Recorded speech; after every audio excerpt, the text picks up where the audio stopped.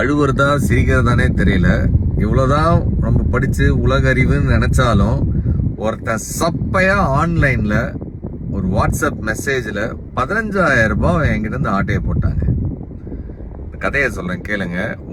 உங்களுக்கும் பயனுள்ளதா இருக்கும். உங்க நண்பர்களோட இதை ஷேர் பண்ணுங்க. கோயம்புத்தூர்ல இருந்து எனக்கு தெரிஞ்ச ஒரு பெரிய ஹோட்டல் தொழிலதிபர் அவரு வாட்ஸ்அப்ல இருந்து எனக்கு ஒரு மெசேஜ் வருது, ஐ நீட் அ ஹெல்ப் அப்படின்னு. நான் வண்டி ஓட்டிட்டு இருந்தேன். அவர்கிட்ட இருந்து ஒரு மெசேஜ் ரொம்ப ரேரா வரும். அவர்கிட்ட இப்படி ஒரு மெசேஜா?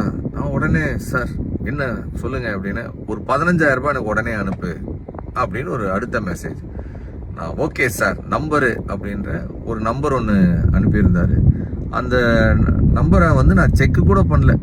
பணத்தை அனுப்பிட்டு பார்த்தா ஏதோ யோகேந்தர்னு சொல்லிட்டு வேற ஏதோ பேர் வருது.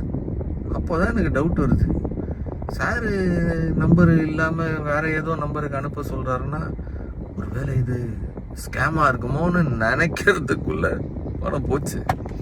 அவருக்கு ஃபோன் பண்ணி கேட்டா நான் நினைச்ச மாதிரியே, என்ன செந்தில் காலையிலேயே என் ஃபோனை வாட்ஸ்அப்பை ஹேக் பண்ணிட்டான், நீ ஒரு 500வது கால் எனக்கு இந்த மாதிரி பண்றது. இத்தனை பேர் பல பேருக்கு மெசேஜ் போயிருக்கு, சில பேர் பணத்தையும் அனுப்பியிருக்காங்க. நான் ஏற்கனவே சைபர் கிரைம்ல கம்ப்ளைண்ட் பண்ணியிருக்கிறேன். 15,000 ரூபாய் எவனோ ஒருத்தன் குறுகுல பூந்து ஆட்டையை போட்டு போயிட்டானே. நெக்ஸ்ட் டைம் யாராச்சும் உங்ககிட்ட இந்த மாதிரி வாட்ஸ்அப்ல இருந்து பணம் கேட்குறாங்க அப்படின்னா தயவு செஞ்சு கன்ஃபார்ம் பண்ணாம யாருக்கும் இந்த மாதிரி டக்குன்னு எடுத்து ஒரு எமோஷ்னல்ல யோசிக்காம அனுப்பி விட்றாதீங்க. சுட சுட சுட்டுன்னு வந்துருக்கிறேன். இது சுட்ட கதை இல்லை, உண்மையிலேயே பட்ட கதை.